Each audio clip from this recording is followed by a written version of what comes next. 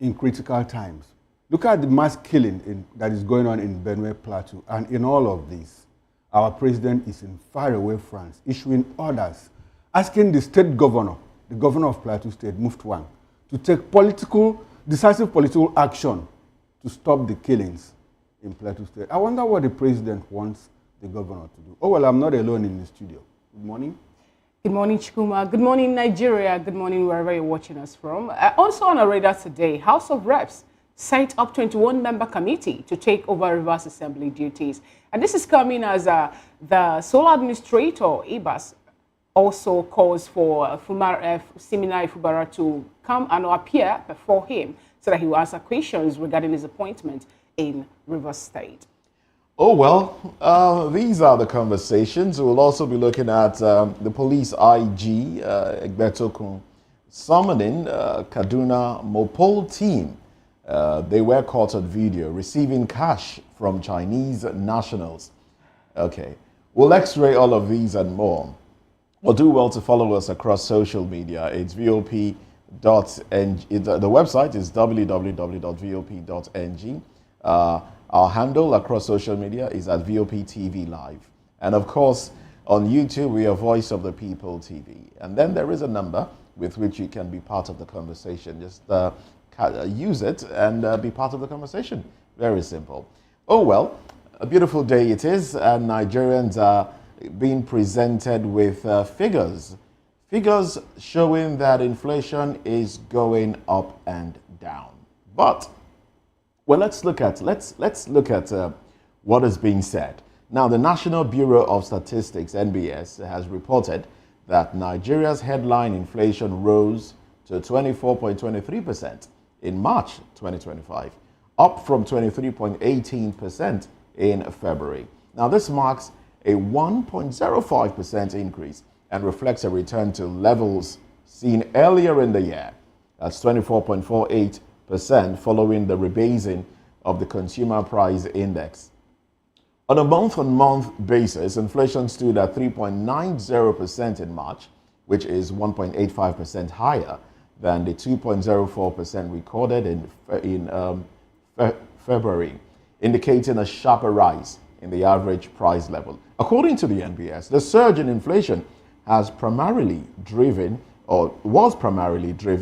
by rising costs in food, transport, and accommodation services.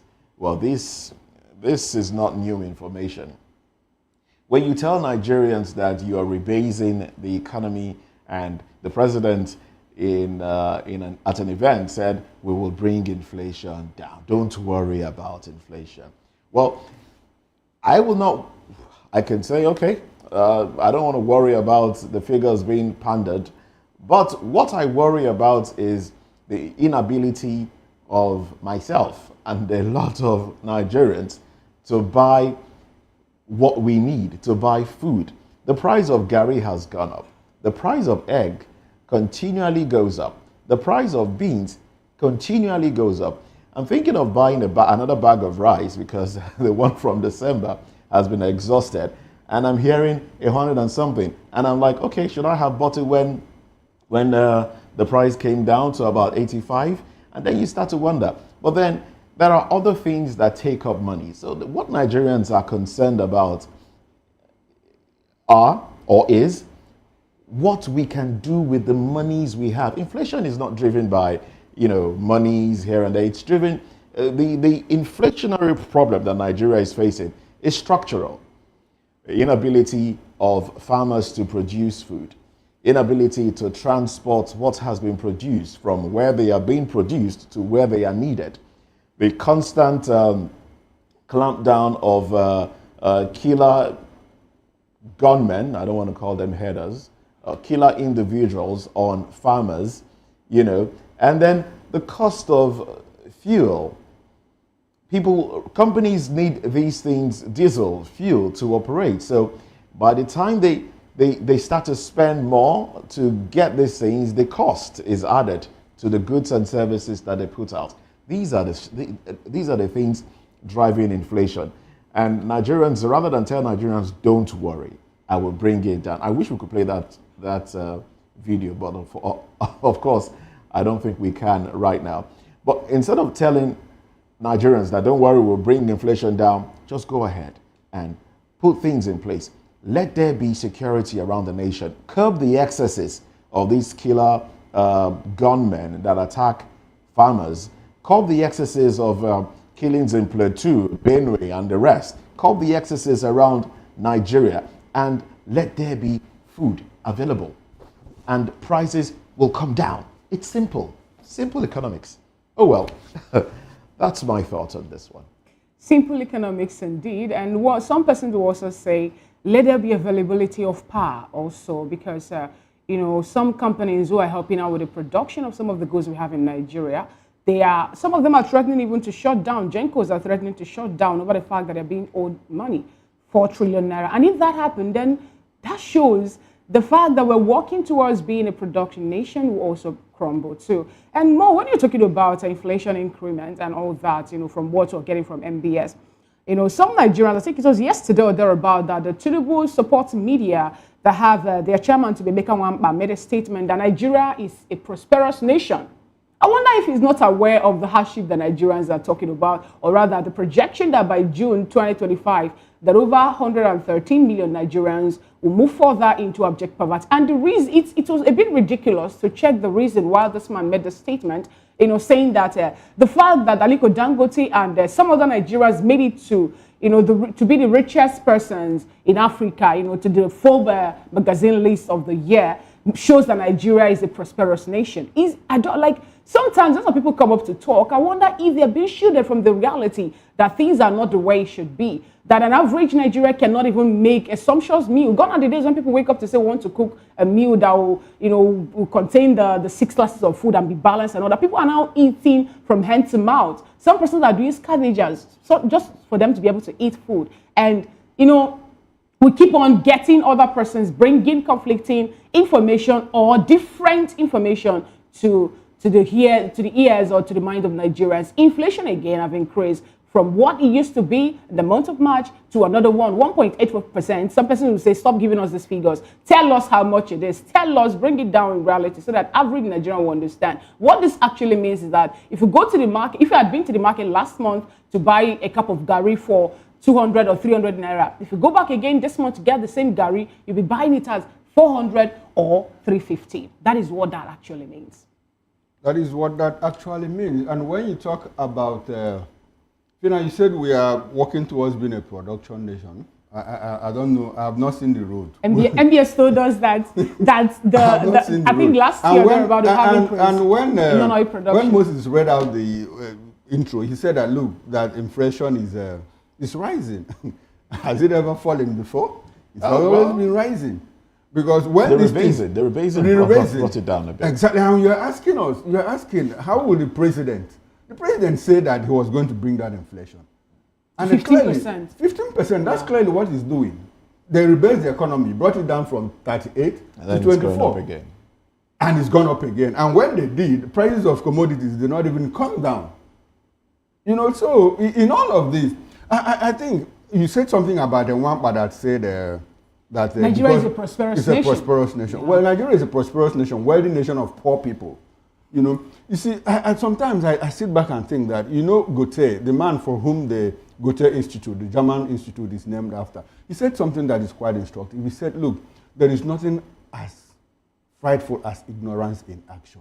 I mean, when people that are highly placed make certain statements, that Nigeria is a prosperous nation because they have produced the wealthiest man in Africa and all of that. We have few billionaires who shuttle parts of Africa and Europe to establish businesses. Now everybody in Nigeria is a wealthy person. I liken it to when Obasanjo was in government and he said, look, this economy is doing very well. After all, how many billionaires have I produced? And at that time I asked him, Mr. President, how many million people have you taken out of poverty? Because within that period, we also saw China take out like 300 million people out of poverty in China. He couldn't account for that. So when we talk about rebasing the economy, prices of items are not, and critically, the thing that will even lead to a drop in inflation, we are not looking at that direction. First of all is the price of fuel that is used to transport goods. Secondly, where are the goods? We opened our borders so that we could even import food items.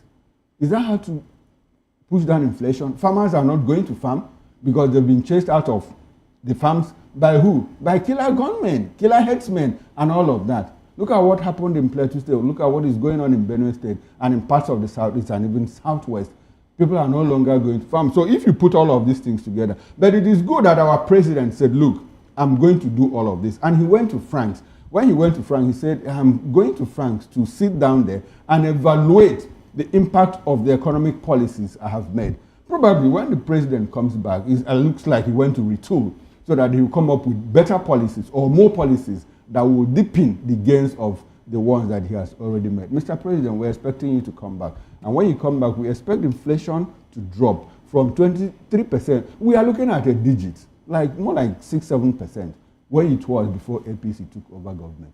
Anyway, away from that, Lagos State House of Assembly has called on the Attorney General and Commissioner for Justice to enforce the tenancy law of Lagos State 2015 in a bid to tackle illegal and excessive rent increase by landlords across the state. Well, the resolution was reached during plenary on Tuesday following a motion moved by Honorable Said Olumo, who stressed the need to curb the rising trend of arbitrary rent hikes.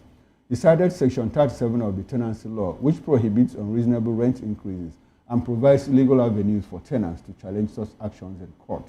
Olumo warned that the unchecked rent hikes were contributing to the growing number of homeless people in Nigeria and in the state as well. Oh, well, when we talk about homeless people in Nigeria, I drive through the streets sometimes when I close late and I drive through the streets of Lagos. I don't see anybody.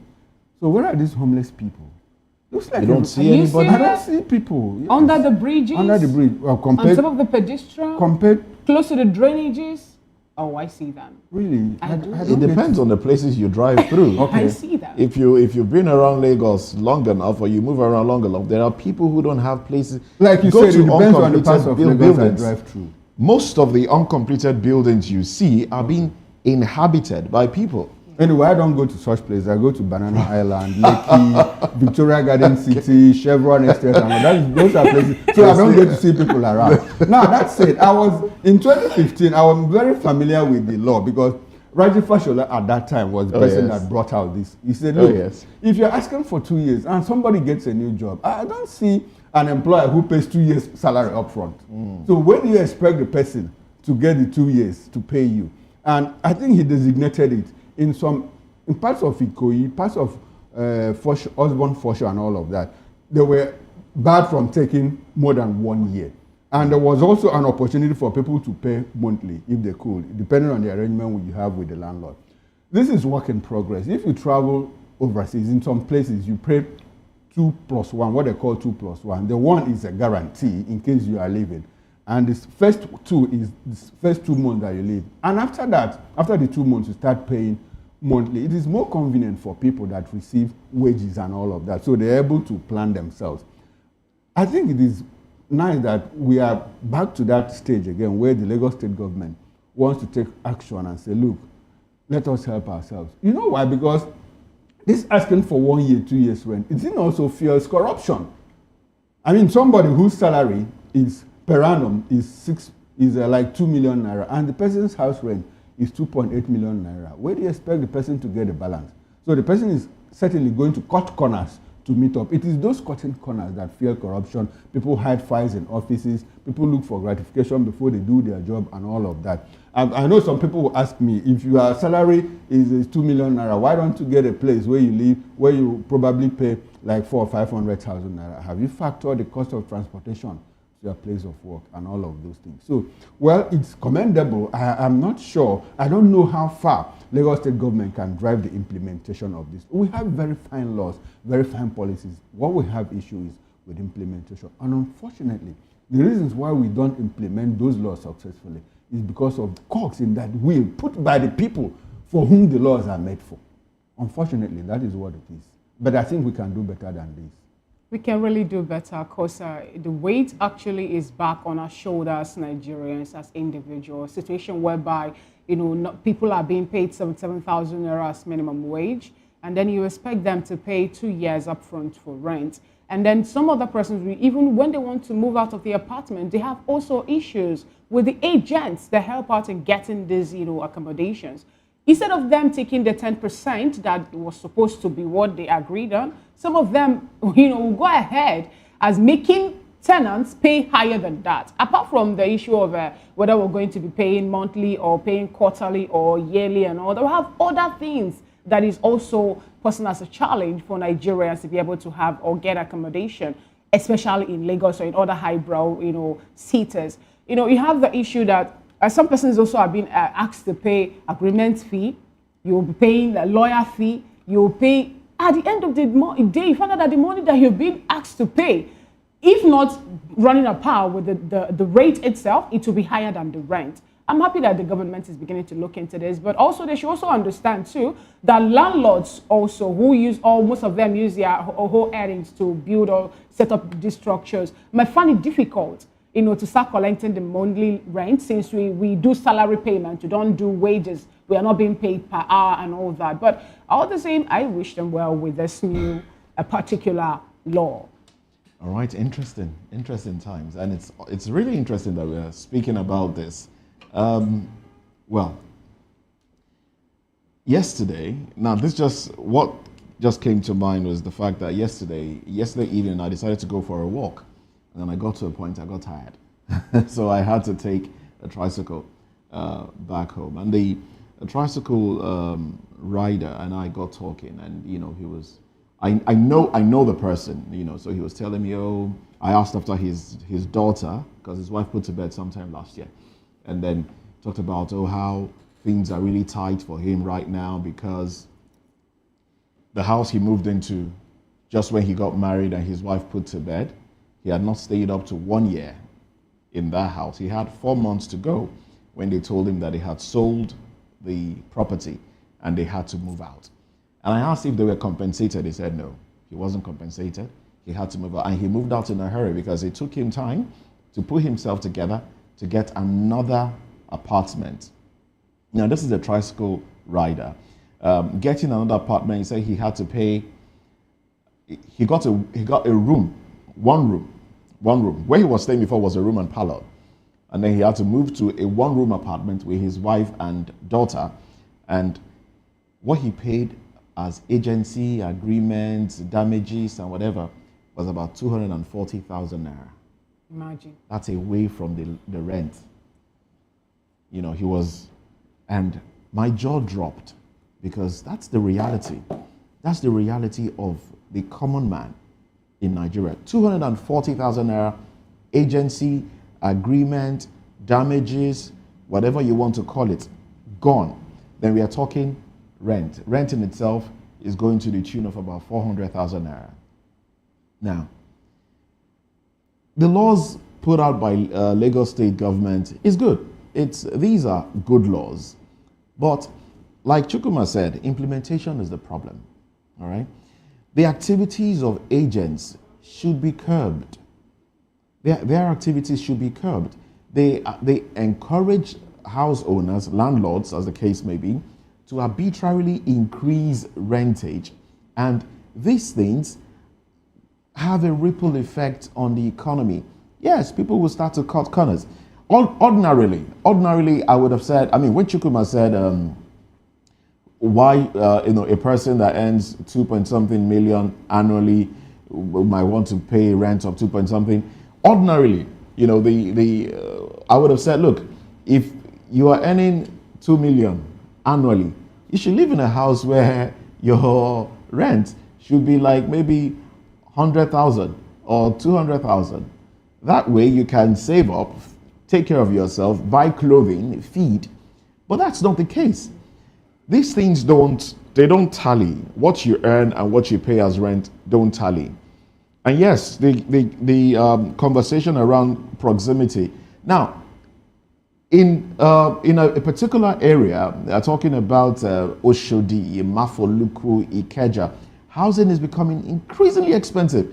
Why? Because of proximity to the international airport.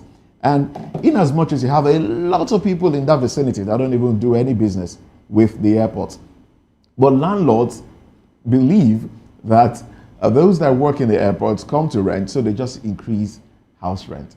If you want to talk about other countries where monthly payment is done, I think we'll have a problem with that in Nigeria because a lot of landlords build their houses as retirement, what they benefit from. So they want these monies coming in lump sum. Now, if you now break it down and say, okay, if what you charge per annum for an apartment is 1 million naira, break it down, divide it, and charge monthly, you will see that they will increase that rent.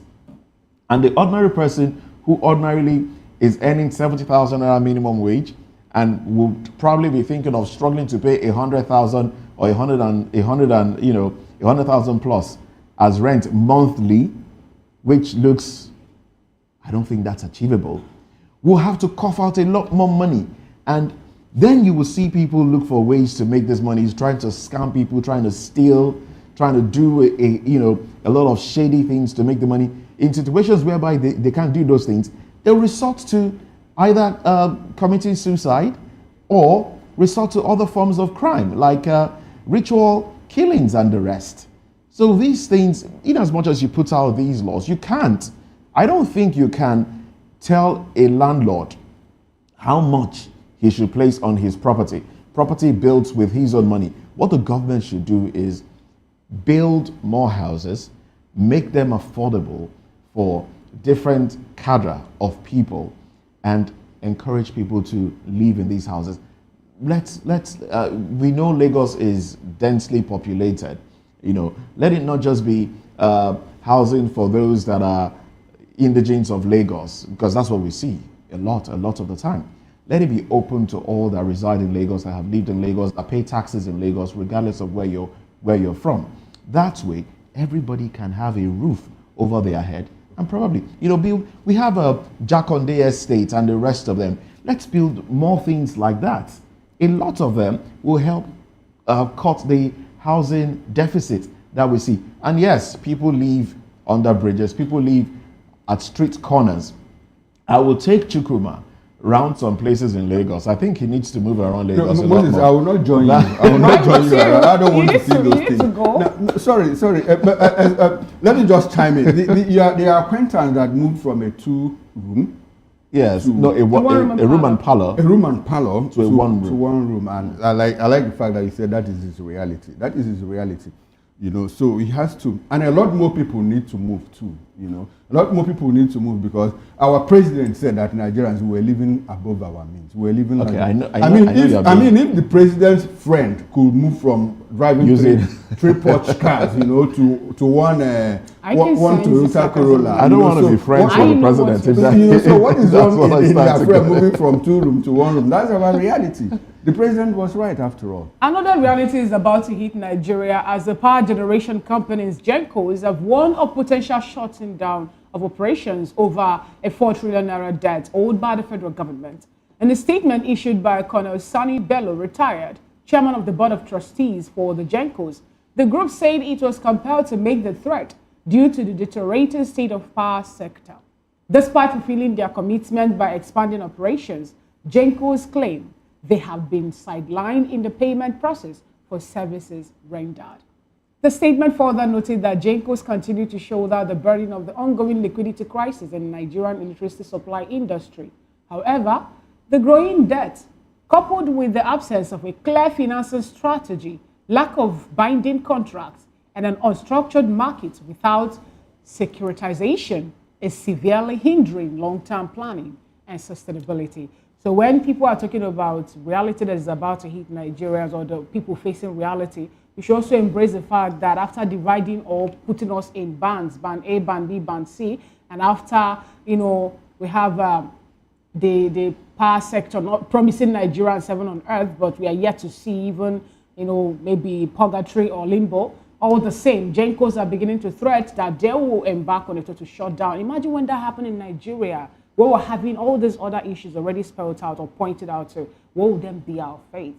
They say the reason for this is the fact that there's no clear plan or structure on how their money is to be paid. There's no clear financial strategy. And also that they're being owned 4 trillion naira. They wouldn't want to be left out, or they wouldn't want to be out of business.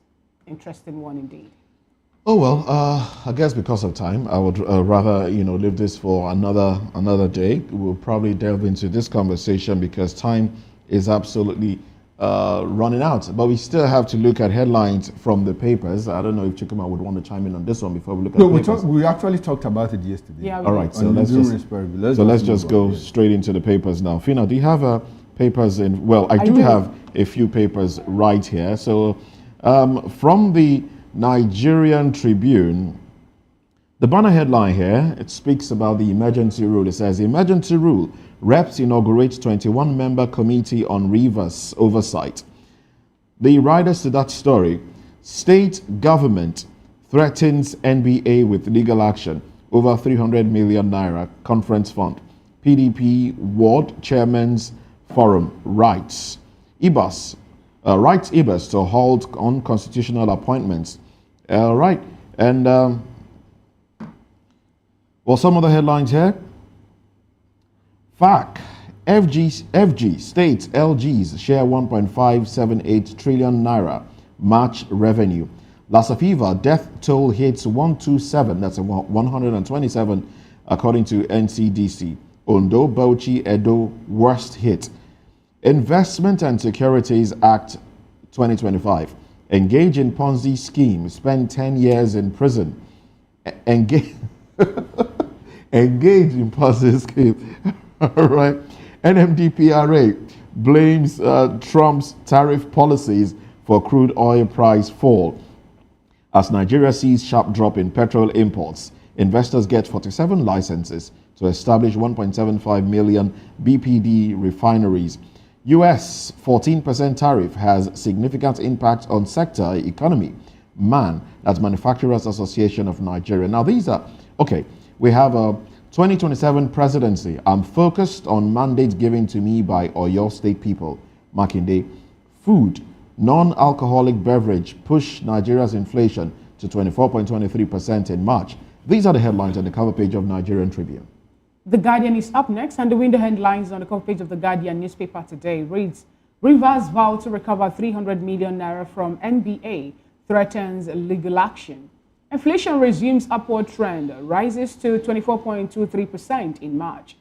Address pervasive killings decisively, Kaigama tells Tinubu. And the banner headline, desperate Nigerians lose over 1.7 trillion naira to Ponzi schemes in 9 years. 5 ways to spot a Ponzi scheme. There's a breakdown of that also on the cover page of the Guardian newspaper. Reps inaugurate 21-member committee to make laws for rivers. Autonomy. Court adjourns Algon seat against federal state government. Natasha sexual harassment allegation watery contradictory, says Abakoba. 2027, Atiku PDP youth bicker on alliance as Makinde voices capacity to lead Nigeria. IGP vows justice as Muftuang visits grieving Plateau communities. Nigerians are dying due to Tinubu's incompetence, Atiku claims. The bottom strip headline, Lagos says a citizens spend 14 trillion naira yearly to power homes, businesses. Those are the stories on the cover page of the Guardian newspaper today. Now let's quickly run through the Punch newspaper with the window headlines. Defense Minister, Service Chiefs review security strategies. Federation account allocation falls third straight month. I'll check that again. Federation account allocation falls third straight month to 1.57 trillion naira. Oil slump. Trump tariffs put Nigeria's economy at risk. That's coming from the federal government. Now, beside the nameplate, you have Plateau killings. How militants attacked villages near major army formation. Victims. Now, the big story. Interpol joins EFCC in 1.3 trillion naira CBEX probe. As EFCC cracks down on other Ponzi schemes, police shot CBEX office. Victims recount losses. There are more stories. Tinubu inherited economy on life support. That is coming from Dave Umahe, the works minister. 2027, I have capacity to be president, says Makinde. That's the governor of Oyo State. And Shawolu inaugurates courthouse for commercial disputes.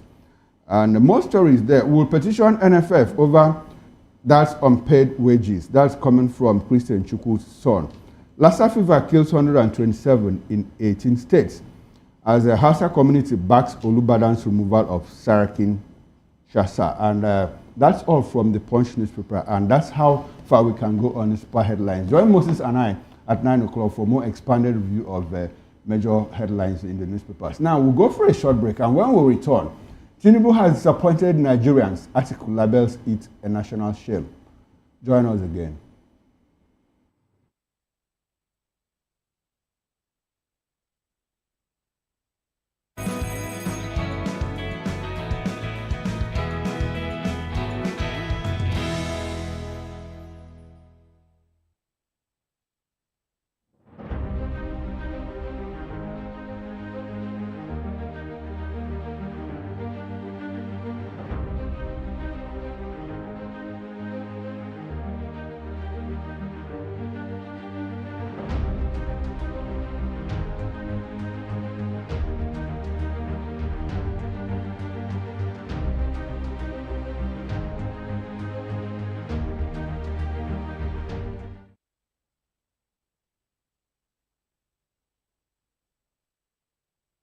To know the happenings in the maritime sector, join us on the program Maritime Frontiers on VOP TV as we discuss key areas in the maritime sector from aquaculture, maritime transportation, maritime labor regulation, oil and gas exploration, ferry and passenger insurance, marine pollution and prevention, port operations, and lots more. Join me on Sundays every 2 p.m. to 3 p.m. on Voice of the People TV. Maritime Frontiers, exploring Nigeria's blue economy.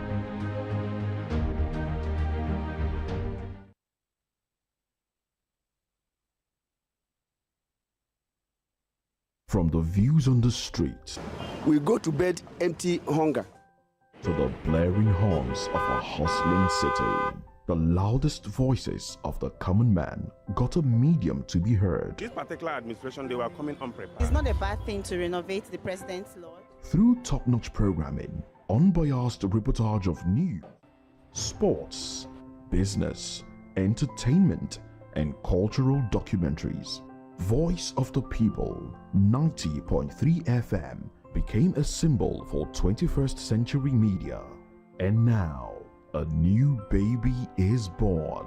Voice of the People Television, VOP TV, youthful, full of vigor and penchant for excellence in the continent's media space, exposing the wrongs, applauding the rights, dissecting the news without fear or favor, through factual and accurate stories and contents. Corruption kills three things and makes a society.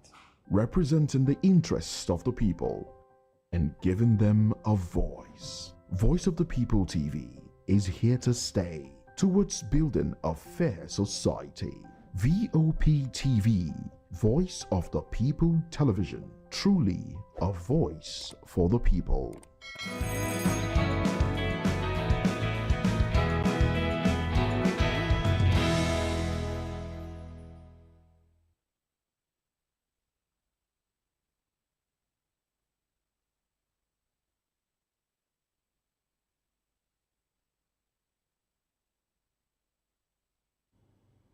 And thanks for staying with us. And if you are just joining us, this is VOP This Morning on Voice of the People Television. Now, former Vice President Atiku Abubakar has blamed President Tinubu's administration for the recent killings in Plateau State, describing the security situation as disastrous and a national disgrace. He condemned the loss of 47 lives in Zike community and other attacks in the north, citing government inaction and failure to prosecute terrorists as key issues. Atiku called for urgent reforms, including the creation of special courts for terrorism cases and arming state security outfits to support overstretched federal agencies. Well, he urged citizens to assist security forces with intelligence and warned that continued inaction will only embolden attackers. Also, the People's Democratic Party, PDP, has urged Governor Lucky Aiyedatiwa to shift his attention from trivial matters and take immediate action to tackle the worsening security situation in Ondo State. Well, the party also appealed to President Bola Ahmed Tinubu to consider declaring a state of emergency in the state to address the persistent killings of farmers and the frequent abductions of innocent residents.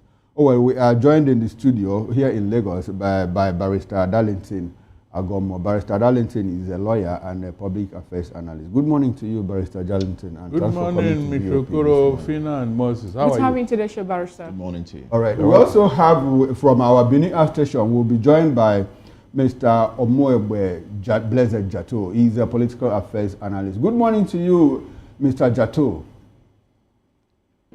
Good morning. Good to see you. Good to see you once again. All right, let me start with the barrister here in our Lagos studio. Barrister, again, about 47 people were slaughtered in cold blood in parts of Basa local government area in Plateau State. Less than a fortnight ago, we had 57 people killed in Rambo-style fashion by suspected terrorists, unknown gunmen, as it's convenient for us, for the Nigerian state to label them. And in all of this, we have a president who has given out marching orders to the governor of Plateau State. And he said clearly, Governor of Plateau State, I want you to take decisive political action to stop these killings.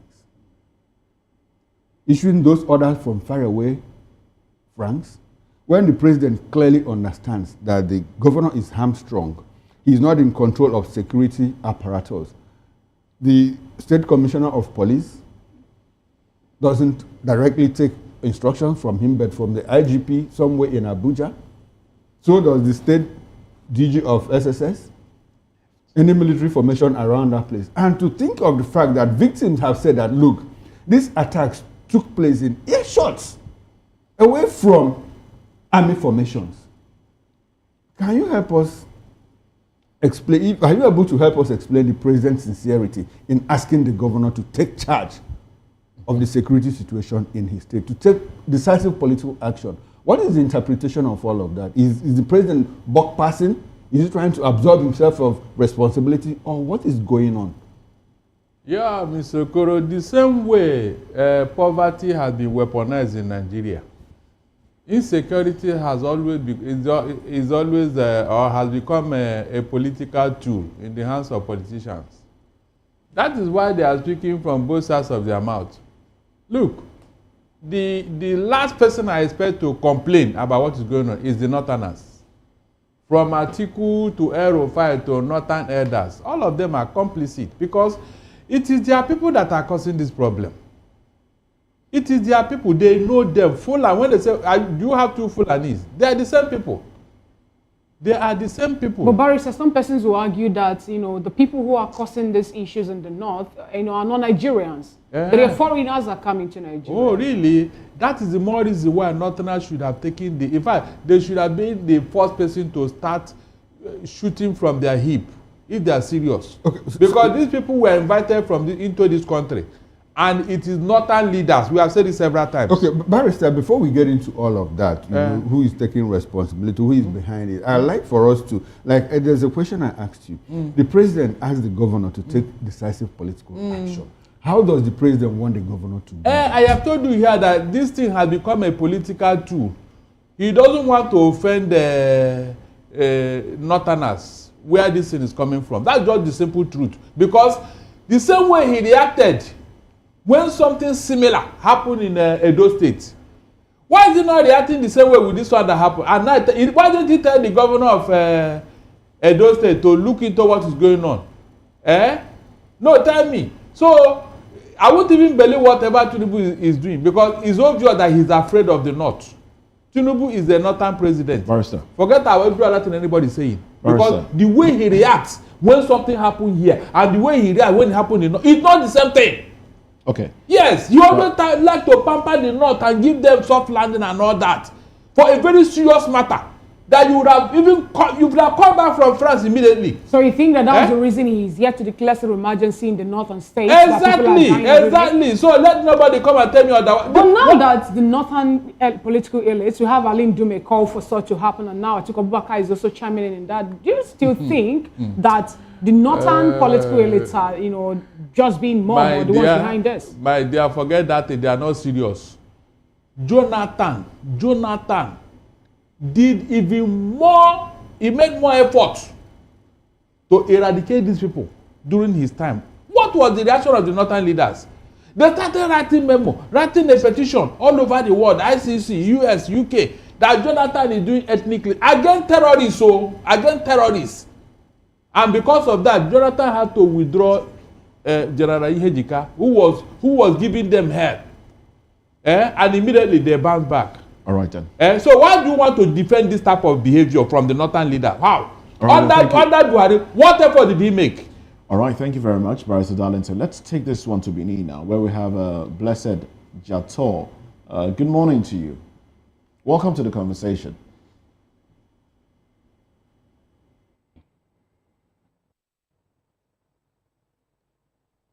But I'd like for you to unmute your microphone so we can hear you. Now, is this the statement made by Atiku saying that the president should be blamed for the insecurity, for his inability to curb or curtail it? Is that, do you consider that a political statement?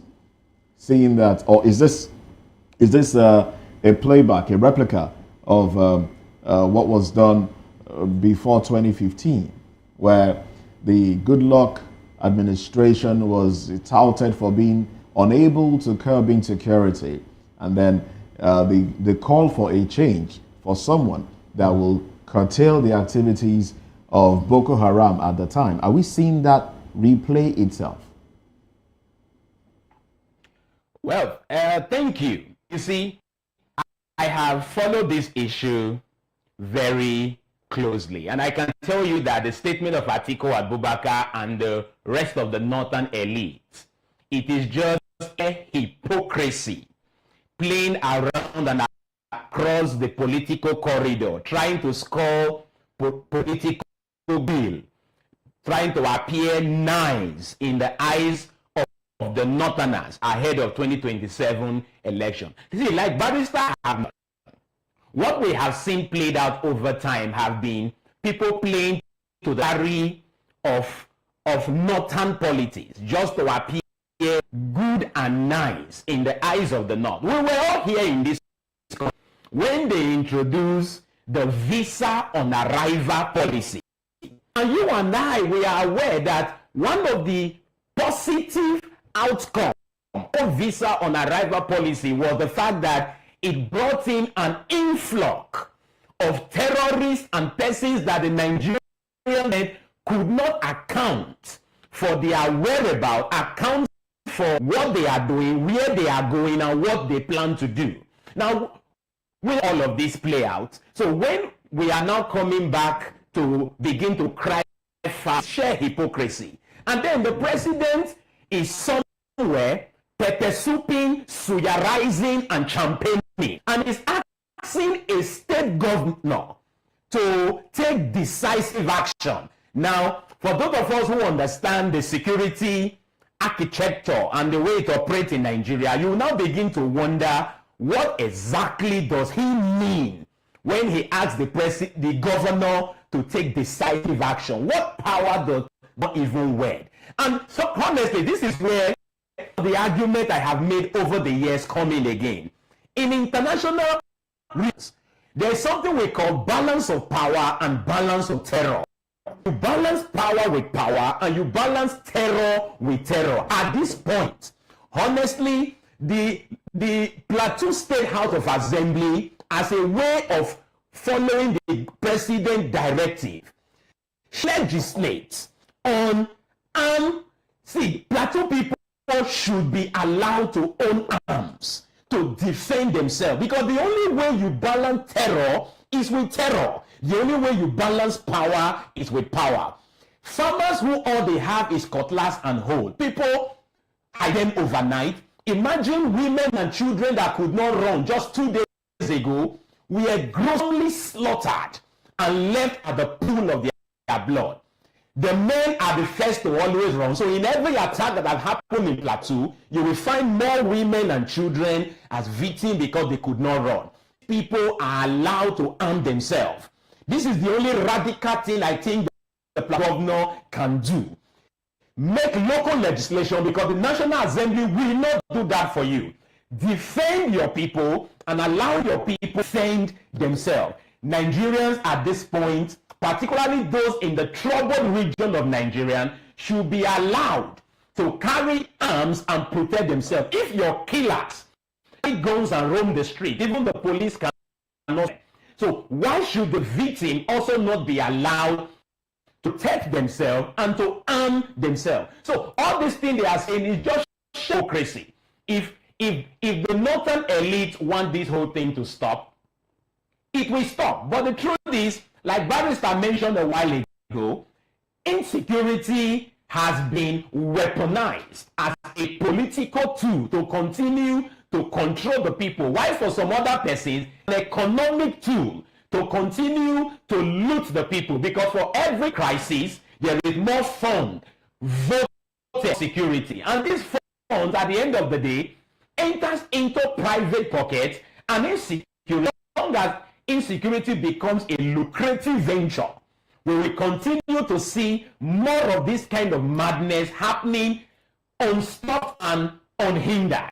Basically speaking, I just think Atiku Abubakar, Rufa, and the rest of them, they are playing to the gallery of political goodwill. They just want to appear nice ahead of 2027. Outside that, what have they done in their... Before now, there have been several killings in Plateau. 2 weeks ago, 52 other persons were slaughtered. It has been a reoccurring decima. In the last 1 year, 1,336 have been slaughtered in Plateau.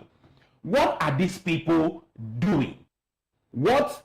In fact, by now, we're supposed to see the northern elite having a northern conference to openly condemn and to prefer solution to the killing in Plateau. But because it does not affect them right now, everybody seems to be standing aloof and allowing the politics to play themselves. When you say it does not affect them right now, it's not just in Plateau. Bring it back to Zamfara. Just yesterday, a former sole administrator of a local government was also killed. People also, were kidnapped or abducted in Zamfara state. And at this point in time, even the governor of Borno State, have come up to say something about the issue or the increase of, resurgence group attacking Borno State again. Now, the question is this. You're talking about solutions that we need to bring to Nigeria.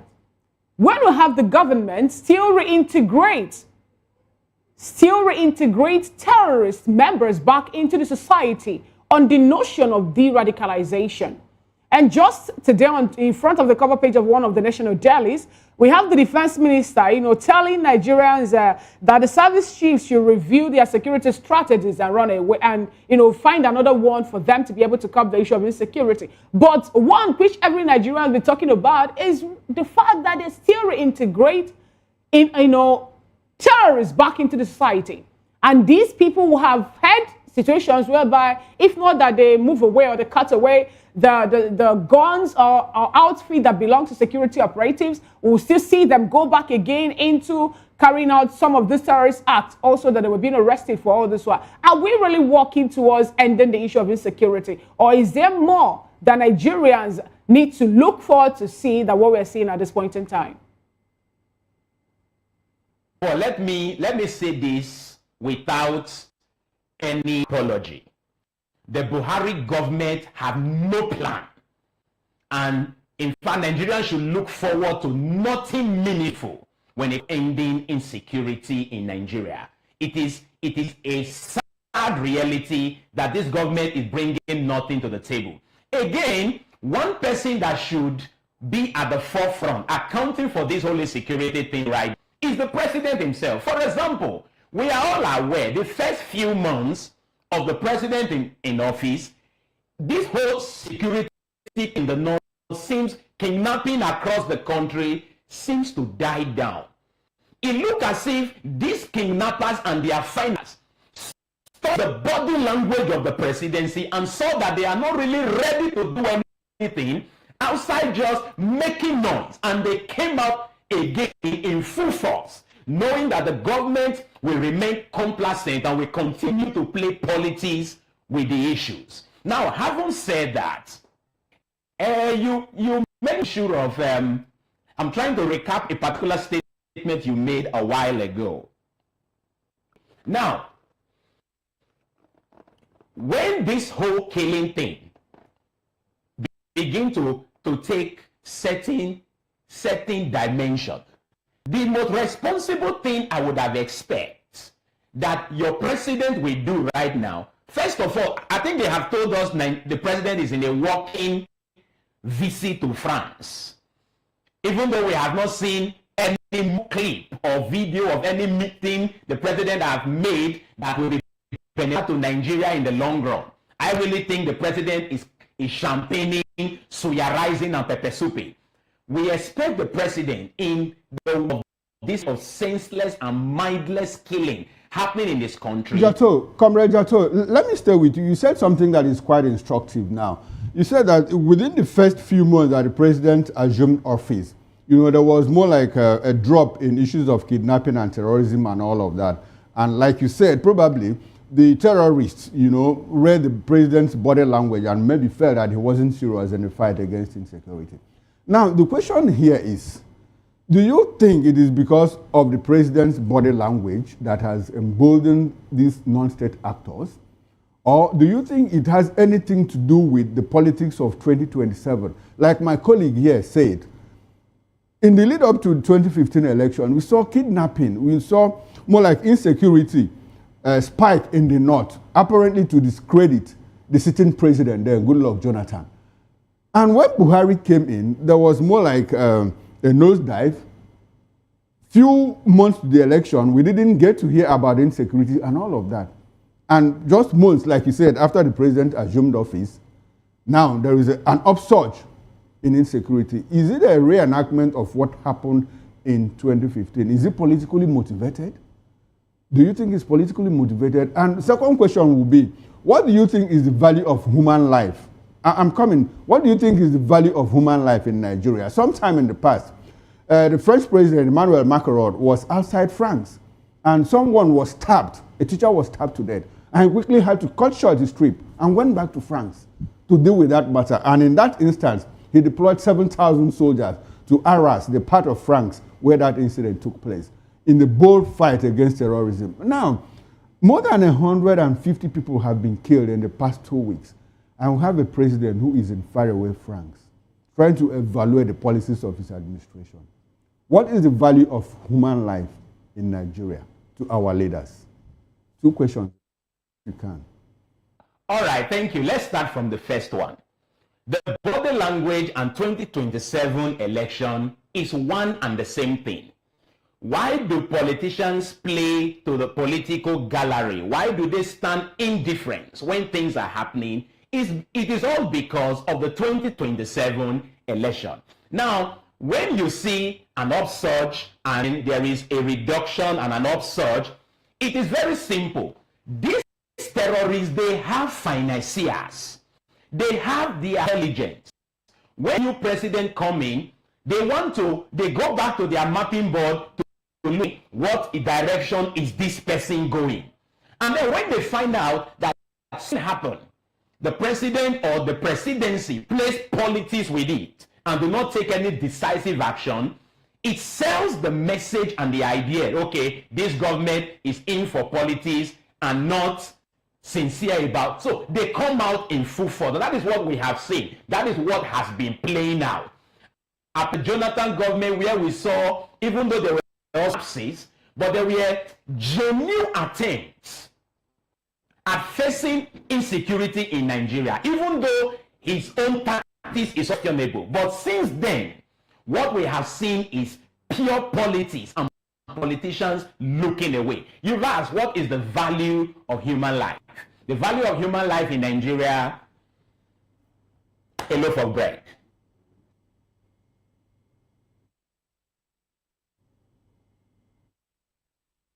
The president can afford to sit in another man's country doing God knows what, an absentee president at a time when the country need him the most. What is more worrisome, I saw the hypocrisy that greeted the unfortunate incident that happened in Edo some weeks back. I saw how the presidency and everybody were on their heels. Everybody was talking. Everybody wanted to take some head. Everybody wanted the rain to fall. And then, back to where the same politics is, politicians and certain individuals are benefiting the most from insecurity. Everybody is turning blind eyes as if nothing happened. Look at Plateau State, for example. Every single time. Thank you so much, Honorable or Comrade Jato. Thank you so much for your submission. Let's bring it back to the studio. Barrister Darlington, from what Comrade said, he says some people are benefiting from insecurity. And, a whole lot of persons also have been called or fingered to be sponsors of this insecurity in Nigeria. We have the 16 names, or rather reduced to 14 names, made available to the President administration. We also have an intermediary between Nigeria and terrorist group, the man who goes in to talk to them and command all that, Now, if this should be the case, then on what base again is it that the Nigerian military is coming up to tell Nigerians that some people are not joining the military in helping out to make sure that they end insecurity in this country? When some persons now have come up to establish this particular fact that the people who are causing mayhem in Nigeria are being treated with kid gloves. Some of them, when they are being arrested, they are being set free, reintegrated back into society. On what ground again would the military be calling for recruitment or for active participation in military? Look, personally, the way this insecurity is being discussed, I don't like it. Seriously, we are not calling out names. We are not. I remember when they said Simon Egba is the problem in the Southeast, all of us rose up, all Igbos. On this platform, I called his name out. I called him. Every Igbo man called out to Simon Ekpa. It happened in this country until he was brought down in Finland. Why is it that when this is going on, we have never been able to name the people behind it? Deliberately, we avoid their name, we avoid their tribe, we avoid their religion. And that's why they have continued. You see that this person is the problem. Call him out. Why are we just discussing insecurity in general as if all Yorubas, all Igbos, all Niger Delta, they are all involved in insecurity? There is a particular ethnic group that don't want us to have peace in this country. Call them out. Fina, call them out. Let them know that we know you are the one doing this thing. Stop it. Every time when they look at the people like Atiku and others talking, don't they know who is behind all these things? Don't they know? Please, don't they know? Have they called out their brothers who are behind all this and said, look, stop this thing you are doing? Under Buhari, what did he do for once? Meanwhile, he knows that the Fulanis are behind all these things. And we say, don't call Fulani. Then are you going to call me? Hold on, are you going to call me? Hey, if we don't want to discuss, let us leave it now. Let them continue what they are doing.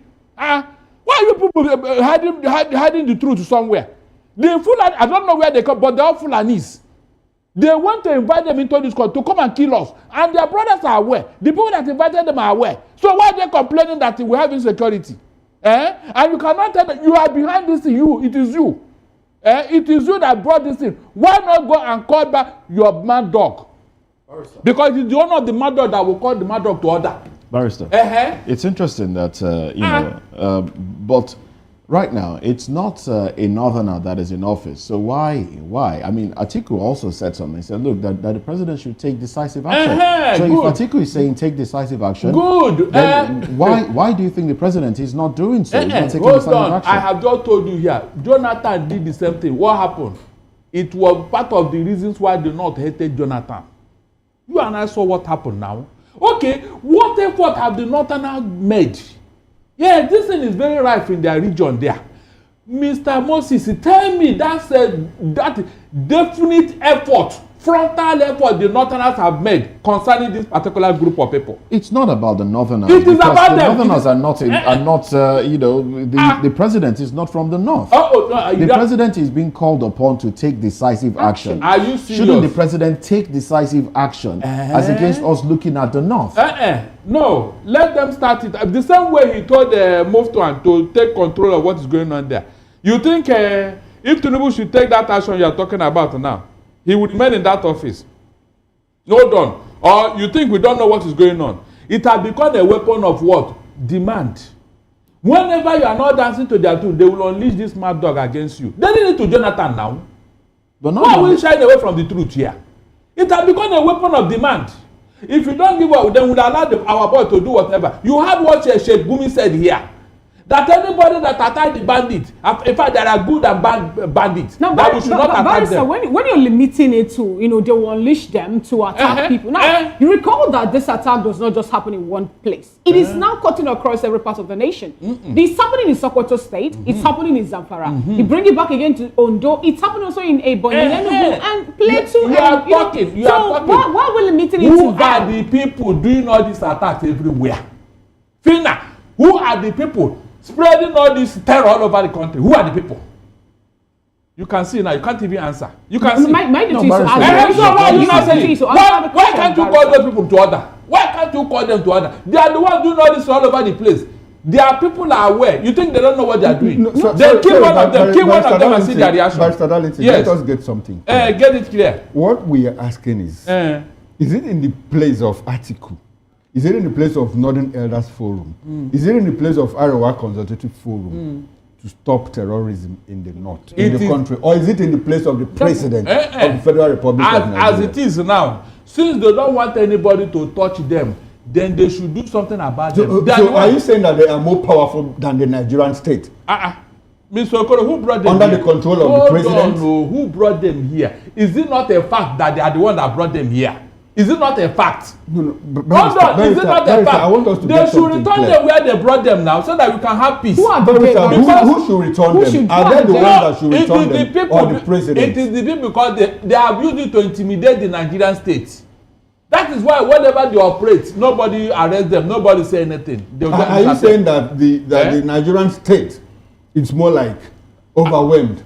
Ask Tinubu, you heard what Sheikh Gumi told you, that anybody that attacked them, they will not vote for him. Barrister Danny, they said it. Barrister Danny, is the North more powerful than the entire Nigerian state? I don't like you to go through that, Abisoko. When you know the truth, don't shy away from it. They have already said it.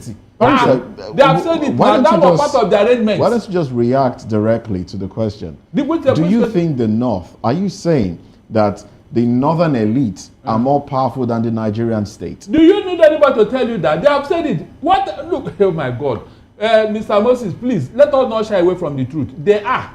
Okay. Pure ED, they are. They have proven it in so many ways.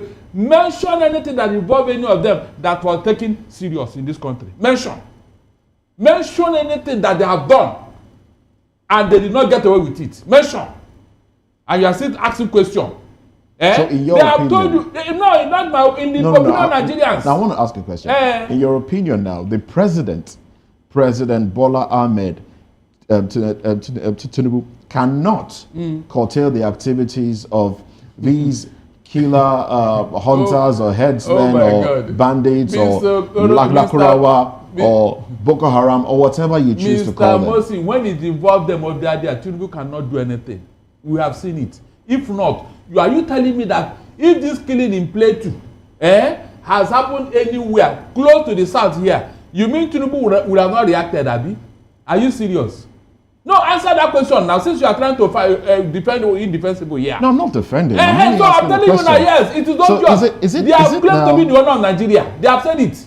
They claim to be, that's why they do whatever with impunity and arrogance, violating our laws. Barrister, check the reaction that we got from what happened in Uromi in Edo State. There was also killings in Edo State. There was also killings also in Enugu State, in Hamufu to be precise, and what happened also in Uzowani. And, what reactions have we actually gotten from the president, with all these pockets of killings that we've recorded? You say what reaction? He only reacts when it has to do with you here, or he will just keep quiet. And you only keep quiet when the people that are having upper hand. I say, go and kill one Fulani herdsman here. Barrister, Go and kill one person and see one what more will question happen. before we move away from this conversation.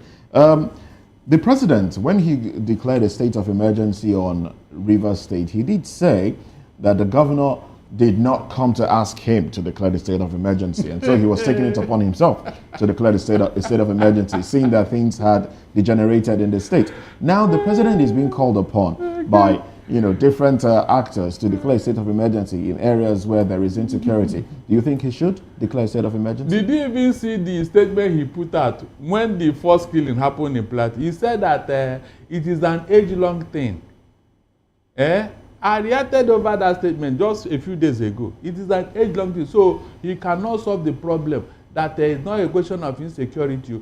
You heard all this. He said he cannot solve the problem. Did he say that? Yes. Now that's when he said that the governor should take over for a serious matter like that. You're interpreting that. Yes. To mean Now that that's it. Something that it's your responsibility to protect life and property. That's what you want to. And now something has happened, and you are now telling the government, whom you know have no power to even command the CP, the Commissioner of Police in the state, and you are asking, go and do something. Go and do something. Is that how to solve a problem? The one that you took over in Rivers State, who called you to come and declare state of emergency? Who called you? Who told you? Now that there's a backlash.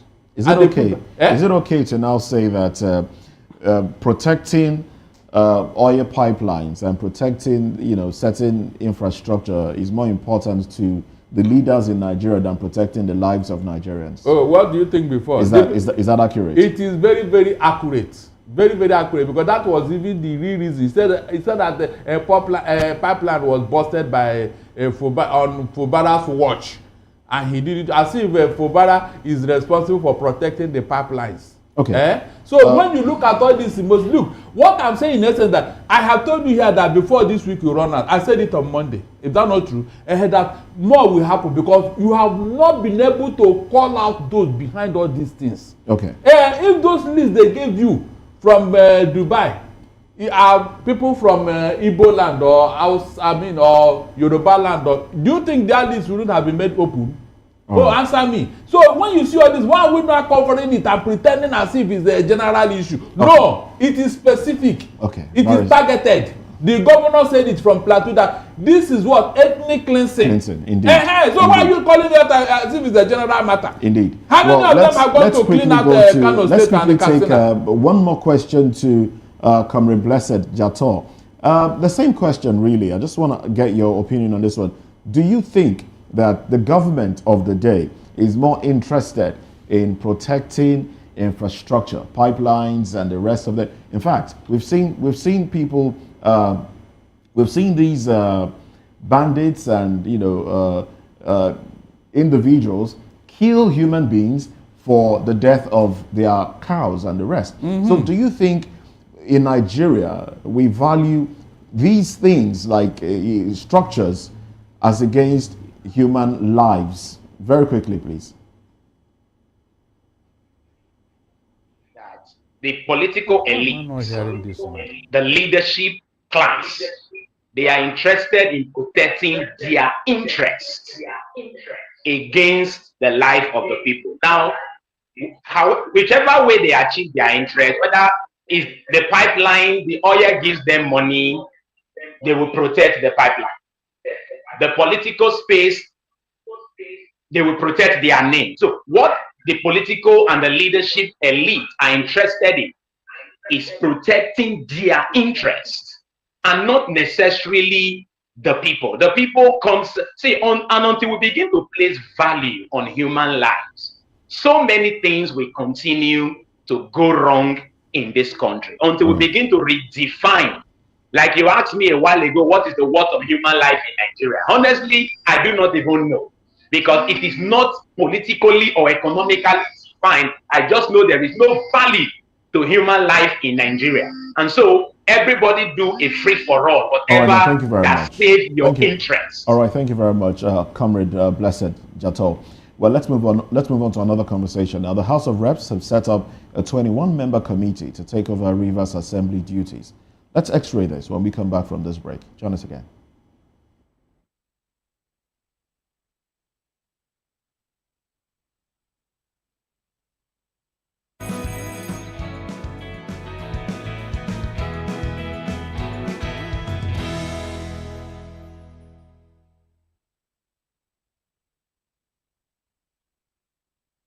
To know the happenings in the maritime sector, join us on the program Maritime Frontiers on VOP TV as we discuss key areas in the maritime sector from aquaculture, maritime transportation, maritime labor regulation, oil and gas exploration, ferry and passenger insurance, marine pollution and prevention, port operations, and lots more.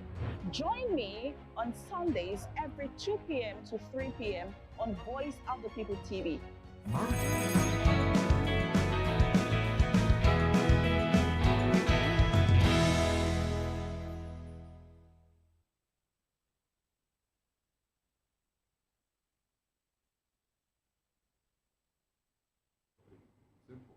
right, thank you so much for being part of today's show.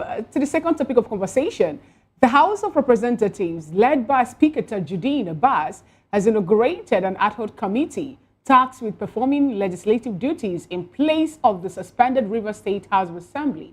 The inauguration held at the National Assembly complex in Abuja includes members drawn from all 6 geopolitical zones. During his address to the 21-member committee, Speaker Abbas emphasized that the assignment is non-partisan and aimed at ensuring good governance, peace, and progress in Rivers State following President Bola administration's emergency proclamation.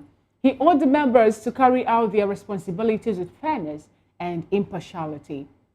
Meanwhile, human rights lawyer Hamza Nuhu Dantani has backed the Nigerian Bar Association's decision to move its 2025 annual general conference from Port Harcourt to a state where an elected government is.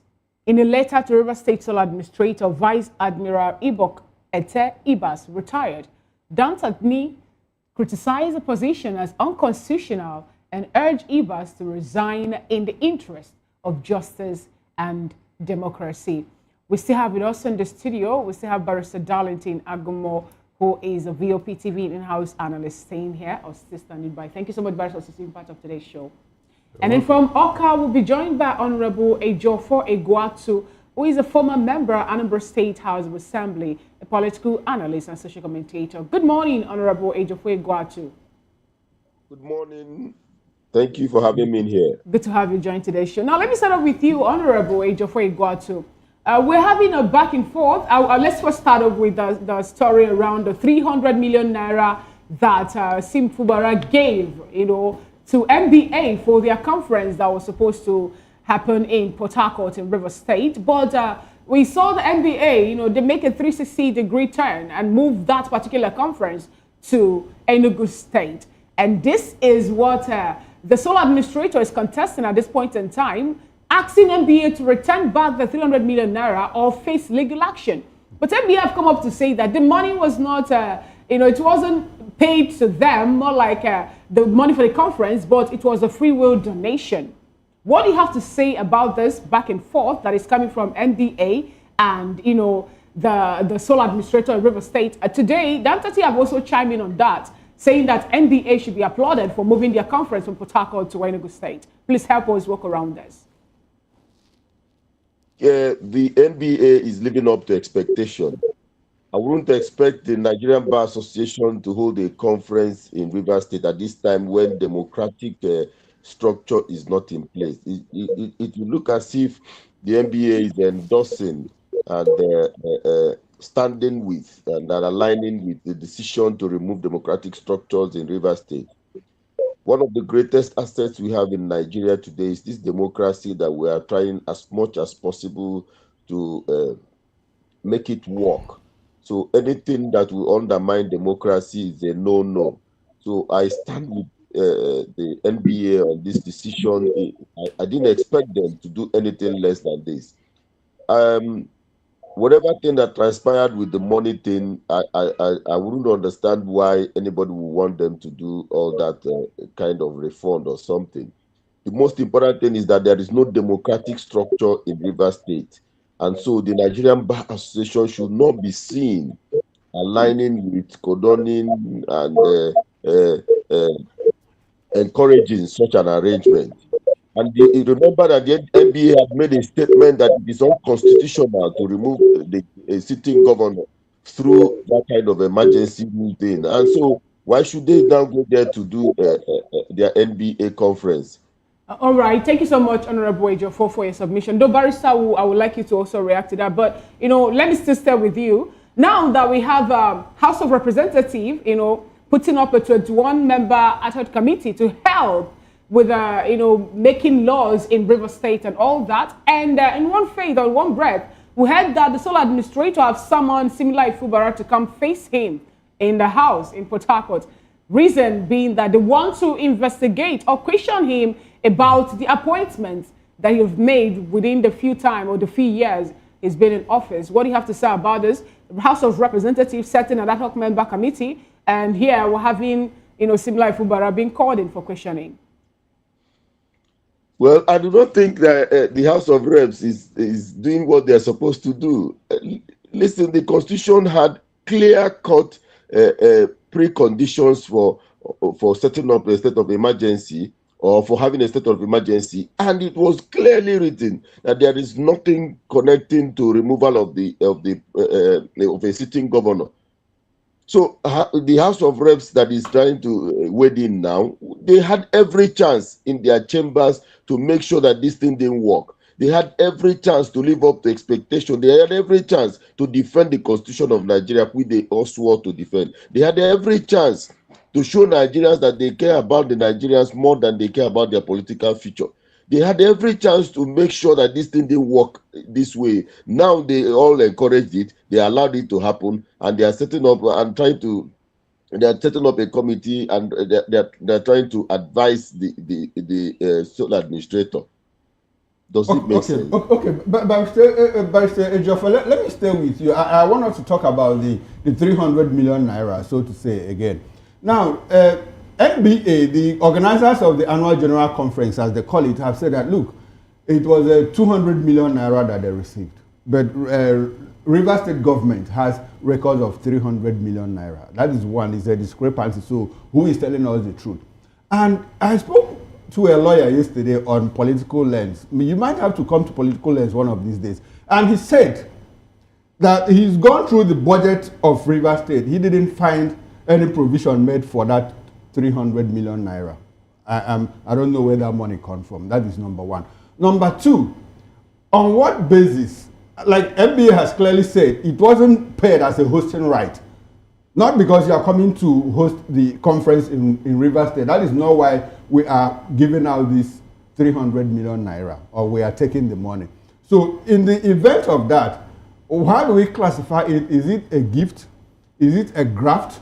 Or is it bribery? Recall that the moment the state of emergency was declared, NBA was very quick, led by Afamon Yamasiwe, to say, look, we dissociate, we are against the declaration of the state of emergency. Do you think they were acting on the influence of the 300 million naira? But my concern, and the concern of many Nigerians, is how do we classify that money? Is it a gift? Is it a bribe? Or is it graft? What is it? Well, NBA is a big organization, okay. And when they are hosting a conference in any state, there are bound to be economic dividends that will come out of it. Okay. I don't think it is bad for any government or any governor or any group of people to support whatever conference the NBA is organizing. I don't think it's anything bad. Now, the most important thing is that this support does not, according to the NBA, does not influence their decisions to host, to have an event in any place. They can have this event in Abuja, and Port Harcourt, Rivers State can still support it. They can have it anywhere in Nigeria, and Rivers State can still support it. Any other person can still support it. Any group can still support it. Sorry, Honorable. I like the word. Is it a support or is it an inducement? Which one? I'm just trying to be clear. How can it be? I don't see it as an inducement. Okay. Now, let's come back to the studio where we have a lawyer. I would like for him to chime in on this matter. Barrister, the NBA now is on the spotlight, 300 million naira. And Ibas has said, look, you must have to return this money. You are a lawyer, and somehow I also have my wife is a senior lawyer.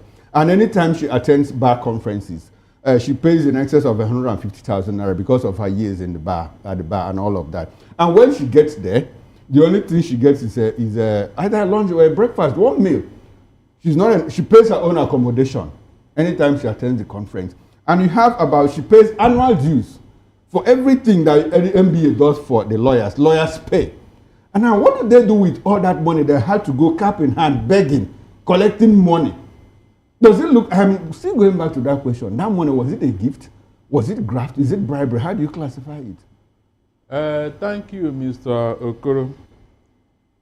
That money cannot be for any ulterior motive. Let me tell you how it works. Whenever there is a bar conference, a committee is set up to shop for funds from goodwill Nigerians, even senior lawyers in the organization. They donate money because of the enormous resources being deployed to host a bar conference. Okay. You remember, all Nigeria, all over the country are coming. The venue, all the things that had to do and everything, the honorariums and all that. These things cost money. So, if you give such money to assist the bar conference, it cannot be anything else. This thing that the Rivers State administrator is talking about, look, if there was a contractual agreement, it should be written. Look, if we give you this money, that you will host this in my state, these are what we expected from you, it will be written. It will be written. Doesn't the absence of a contractual agreement make it even more grievous for the MBA to have accepted that money? If you donate money for what you are doing, why would that be a problem? There was no contract here now. I am doing something just like every other person. If you are doing birthday, you say it's my birthday. Somebody now say, for your birthday, you take. I mean, what are you talking about? Okay, like a bank donating money to a political cause, to a campaign organization of an individual. Even that is wrong. That one, it has nothing to do. Okay, that one is wrong. It has nothing to do what we are saying here now. Okay. We are talking about accepting gifts. There are different types of gifts that you're supposed to, especially for a particular reason. I say this. So this reason is for what? Yeah, to help the association in the conference they want to. So when a bank donates to a politician, is it not to help his cause? Why should a bank do that? With whose money? So why should MBA accept the money? No, you are if it is what contractual. Hold on. I want to understand. Hold on. I am telling you now that this gift is to help the conference. There was no contractual agreement as to say you breach the contract or you return the money. That's what you are not getting the legal issue here. The legal issue is that the Rivers State is trying to promote, or the administrator. Since you did not come to my place to do this, or you return my money. Now, barrister. It does look like a contract. Now that Emeka Obegolo, senior advocate of Nigeria, happens to be the chairman of the planning committee of this year's MBA, have come up to say that that particular money, the city does not have any hosting rights, to it. That it can do this meeting anyhow, anywhere. It can easily be moved. It's more like a gift given to them. And now that also sole administrator of Rivers State, is talking about legal action against MBA. They are the ones that also sit to decide the fate of this particular case. Do you foresee any, are we going to see any light at the, if this is to pass through a legal process, are we going to see any judgment in favor of what I was talking about? This is not the first time MBA is hosting a conference. Yes. There are modus operandi on this thing. Nobody, anywhere they have hosted it, nobody have come to say, I gave you money to come and host it in my city or wherever. It has never happened. So why should this one be different? Every other place that hosted, you assist the conference. Barrister, I'm surprised that both guests, you people are trying to run away from the discrepancy. Which is discrepancy? LGC organizers said we received 200 million. Government said we paid 300 million. Who should we believe? No, leave the monetary. We are talking of the... No. Hold on. Leave the actual amount. Let us... Why should we leave the actual amount? Now, because it is when you untie the other naughty issue. No, you have untied it. You say it's a gift.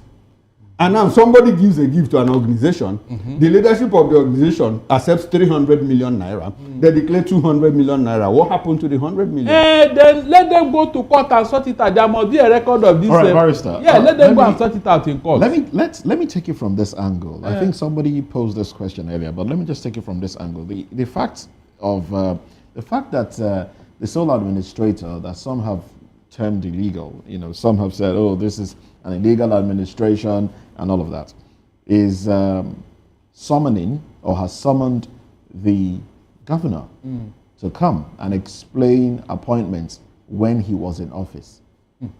That was the term. When I read that part, I asked myself the question, has he left office?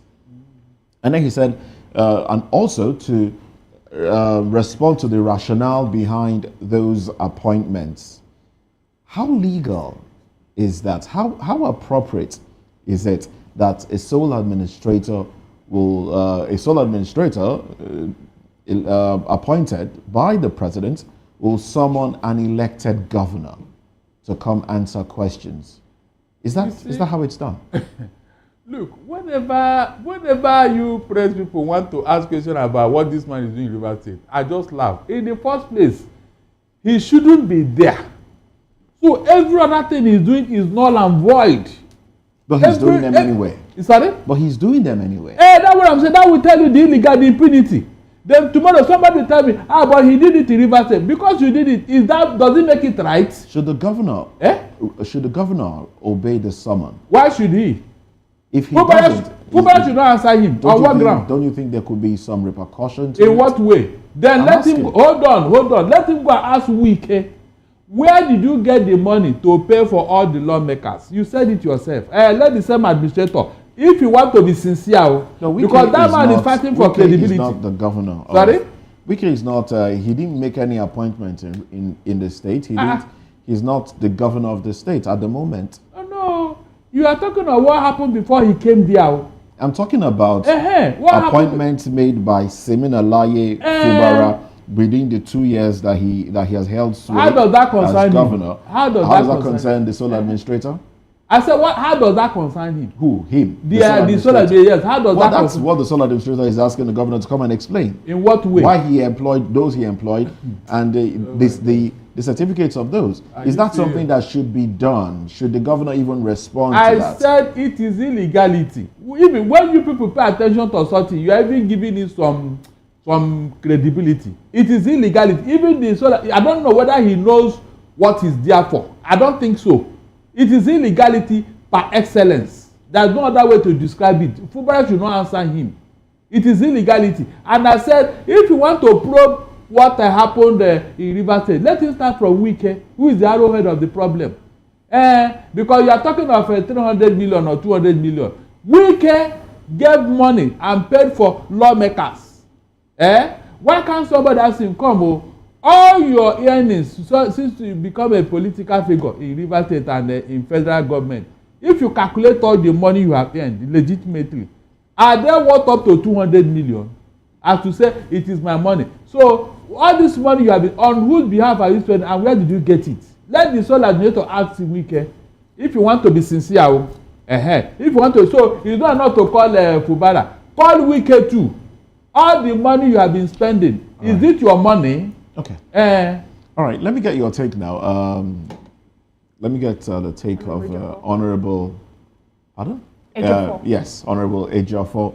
Do you think, what do you think about the summon being made by the sole administrator? Is it something that the governor should react to? Some Nigerians have come to say, look, if the governor does, then he's unserious. But in times past, we've seen orders issued and then one not obeying that, and then that being said to flout the president's wishes. Would that be flouting the president again, seeing that the president appointed the sole administrator? But let's not forget that this is democracy we're talking about here. How do you react? First question is this. The first question I want to ask is, can the president of Nigeria summon the governor on such an issue? But the president of Nigeria has suspended a governor. But the president of Nigeria does he have the legal whatever to summon the governor on such an issue? Talk more of an illegal appointment of a sole appointee called a sole administrator. Where does the sole administrator derive that power to summon the sitting governor? As far as the law is concerned, similarly, Fubara is a sitting governor of Rivers State. In the eyes of the law, there is nothing like sole administrator. So where does he derive the powers with which he's summoning the Governor Fubara? This thing, sometimes I think this is a cartoon. I want to wake up and see that the cartoon has ended. How can the sole administrator summon a sitting governor? Where? How? In what way? How did he derive that power? Okay, the legality of his existence, the existence of sole administrator is in contention. Honorable Ejiofor, now as we wrap up this conversation, I would like us to go a little back in time, not too far back though. We saw what happened when the issues in Rivers State was escalated, and Nigerians called for the intervention of, the president, and then he did intervene. Now, when he was declaring a state of emergency, he cited the fact that the governor did not obey some of the things that they agreed upon, some of the things that he said should be done in Rivers State. Now, I ask again, now that the sole administrator is acting under the instruction of the president, would it be right for the governor not to obey the summon?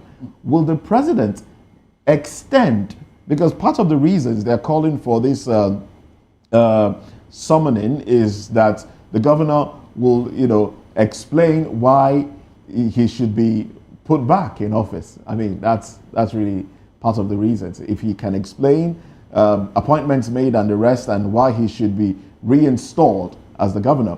Do you think, if he doesn't, don't you think there will be an extension? Remember, it's an initial 6 months that can be extended beyond 6 months.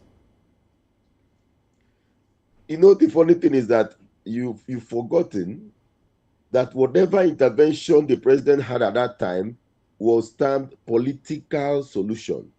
They were trying to find a political solution. What the sole administrator is doing now is a summon. A summon has to be backed up by a legal power. It has to be backed up by a law. What the president did then was to try to play a fatherly role between two sons that are quarreling. And both parties had the obligation of accepting the terms of agreement or not. And even the Governor Fubara made it clear then that what the president offered were political solutions. So, in this case, the summon does not amount to a political solution. What it does, what it looks like is the sole administrator has assumed powers that are not in any way attached to his illegal office. Remember, his existence is an illegality. So I do not believe, I wouldn't even want to imagine Governor Fubara answering to that summons. All right, then. This will be a good place to anchor this conversation. I must say a very big thank you to you, gentlemen. Let's get into another conversation now. IGP Egbetokun orders Kaduna Mopol to appear over cash handout video with Chinese nationals. Let's talk about this when we come back.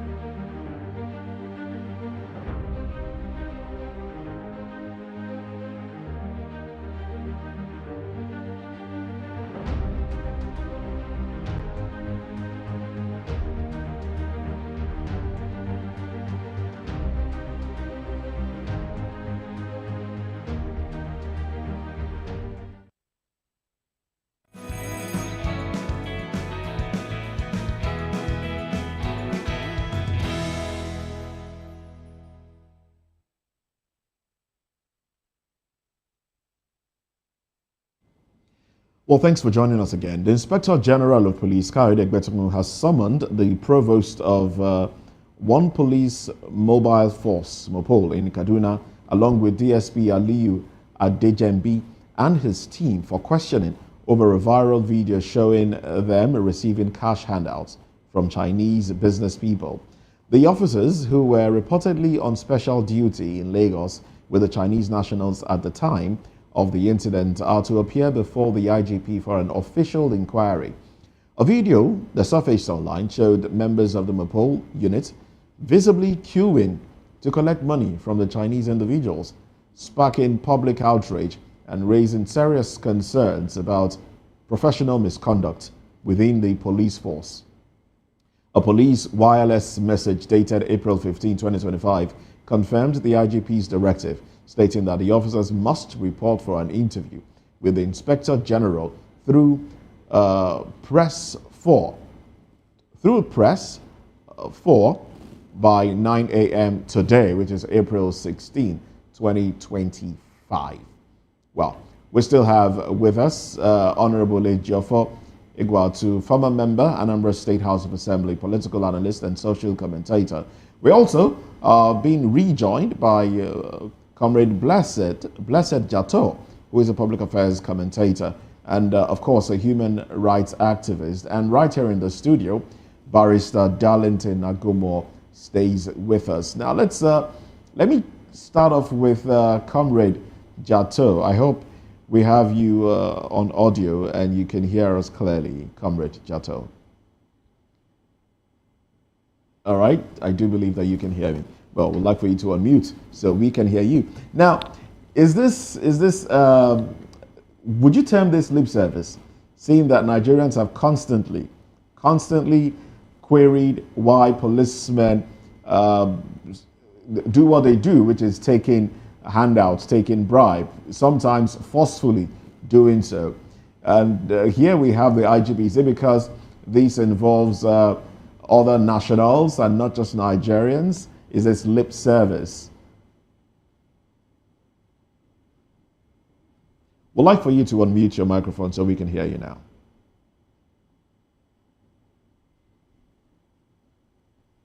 We seem to have a problem hearing Comrade Blessed Jato.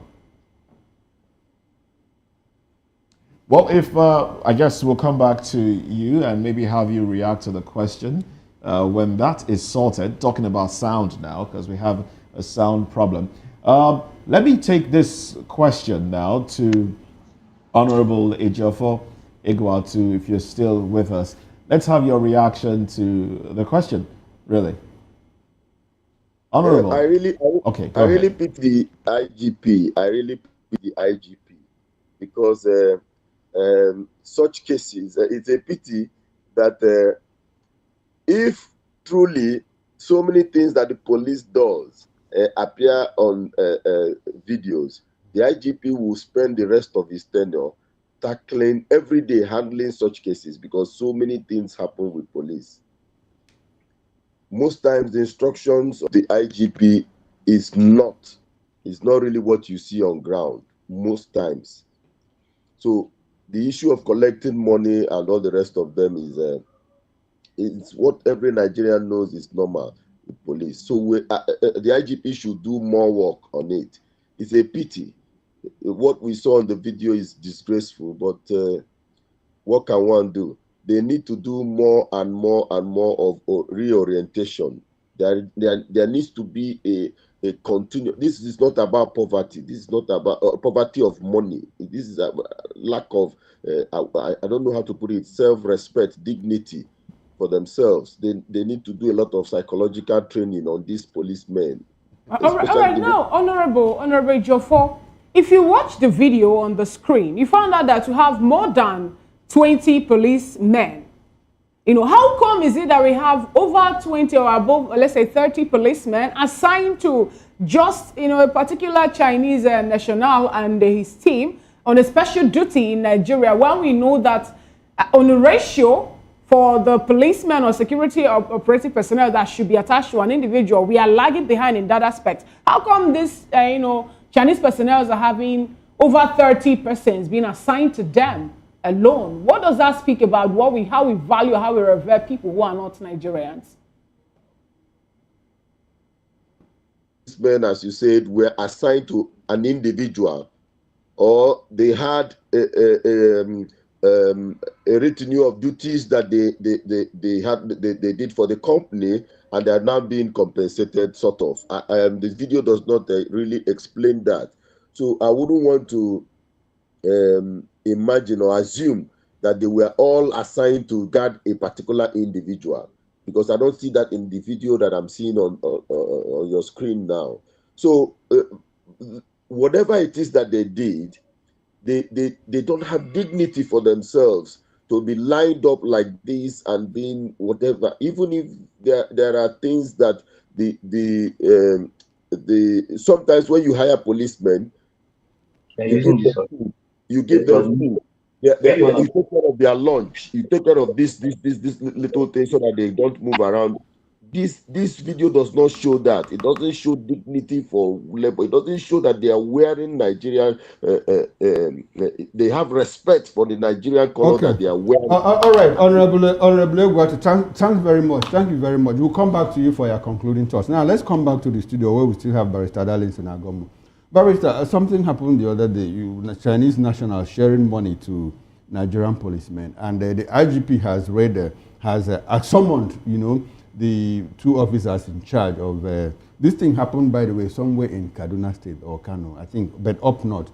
The IGP had summoned them, but we haven't heard that the IGP also summoned the Chinese nationals. Line up our security men, and you are giving them stipends of money in new Naira notes, and all of that. Well, how much of an infraction, in diplomacy does this constitute, if you understand all of that? Shouldn't the IGP also talk about bringing in the Chinese nationals for questioning? It will not be possible for them to do that because the man has paid upfront. Paid who? Paid the policemen? Of course. That security details, that money they are collecting there is not the actual money he paid. Because when there are things like this, you go and sign for security details, maybe for protection and all these things they call special duty. They are not doing anything except to protect the man. Wherever he's going, they'll be clearing the road for him. In his house, they will, be surround the house, and then any intruder will be dealt with. That's nothing else. They are not working for the man. They don't go to his company to do anything. It's just to follow him around. For protection. Yeah, that's all. Now, I'm happy that you brought this angle in now. How much should we blame the Chinese national, for paying for police protection? Because if he doesn't do that, clearly he will be kidnapped. He might even be killed after paying ransom. Exactly. So what is the place of, have we outsourced our sovereignty? No, the only thing is that the thing has come to the open, and the IGP must react. Remember, when this present IGP came, he said they should withdraw all policemen guarding VIP. Was it not what he said? Okay. So this one now, who assigned them to this man? Okay. You can see now. Okay. You created a problem, and you now want us to come and so that we say, this IGP is very serious. He doesn't want such a thing. Who assigned them to this? You mean that man did not pay? In the first place, they say who goes to equity must go with clean hands. Are you getting it? This particular IGP, his matter is in court.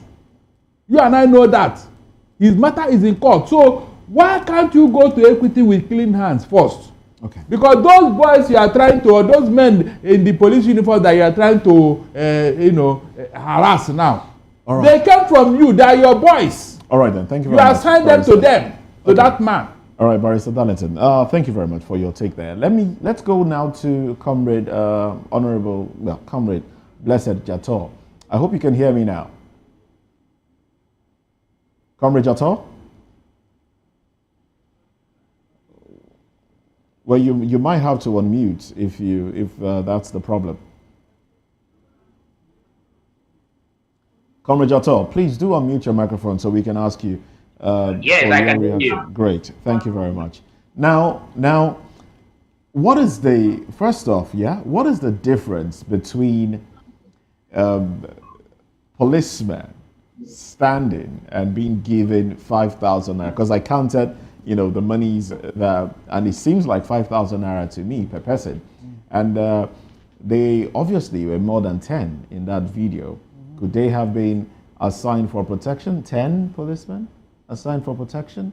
And what is the difference between such handouts given to policemen and what politicians do to Nigerians when they ask them to line up, sit on the floor, and they're giving 1,000 naira?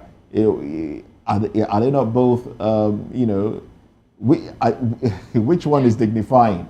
What is the difference between the two, really? And does this amount to an infraction? On whose part now? Is it an infraction for the policemen or infraction from the Chinese nationals and the woman? Because there were two of them. He gave out some and then handed the money back to the woman to continue the next line.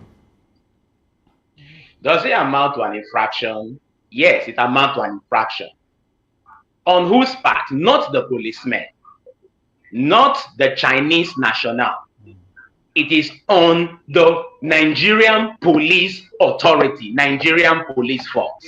See, let me first take this issue from this perspective. We continue to ridicule our country before the eyes of, when I watched that video, two things came to mind. Number one, those police were standing on 3 rows of 15 persons per row. That's about 45 mobile policemen in all. Watch the video very well. There are 15 persons in a row. Now, this Chinese national, they are coming from a country where their president is about the 4th or 5th most protected individual in the world. The US president, Russia, North Korea, the Pope, then the Chinese president. Now, you are coming from such a country where you see your president so heavily protected. And then you enter a country where everybody plays to the gallery and they are giving you security details that are even more than what a governor has in his end. Look at the pride and the arrogancy with which that person is disrespecting the Naira, disrespecting the Nigerian police force. Now, where is this arrogancy stemming from? It is coming from the fact that, like Barrister has said, he has gone to pay upfront. What we have in the Nigerian police force is a scapegoating system. So all those men that are standing there right now, they are just a scapegoat. Right. This man had already gone to pay if they are coming from the first headquarter, if the approval comes from the first headquarter, meaning they have gone to pay upfront at the fourth headquarter. Now, I even believe, because I know how police operate, I have worked with them for a very long time. I believe what they are handing over to them right now is probably their lunch or their daily allowance. But the manner and the arrogancy with which this person is doing it, because he had already gone to settle the power that, and he's feeling like he's on top of the world and he's on top of the country. Where is that coming from? The first headquarter will sit up, because what will happen right now, these men will be called for of the room trial. They will be paraded. Probably some of them will be demoted, and so on and so on. Then it will look as if the IG is doing something. But you and I know that the corruption, the infraction we see with the junior ranking officers are to the benefit of the senior ranking officer. Because at the end of the day, outside what these people have paid to the first officer to get this large number of men, these boys also pay royalty to their commanders, who also pay royalty, and the chain continues on and on and on like that. Unfortunately, Comrade Blessed Jato, we're absolutely out of time. I wish we could extend this conversation, but we must say a very big thank you to you, Comrade Blessed Jato, who is a human rights activist, a public affairs, political affairs commentator. Thank you very much for coming on the program. Also, a very big thank you to Honorable Ejiofor Igwatu, former member, Anambra State House of Assembly. And, well, thank you very much. You're here in the capacity of a public and social affairs commentator. We do appreciate you. And big thanks also to Barrister Darlington at Gumwa. Barrister, thank you for your time as well. It's my pleasure. Newspaper review comes up next at 9 o'clock on the DOT. I am Moses Humphrey. And I'm Fina Okechukwu. Enjoy the rest of your day. I am Chukuma Okoro. Bye for now.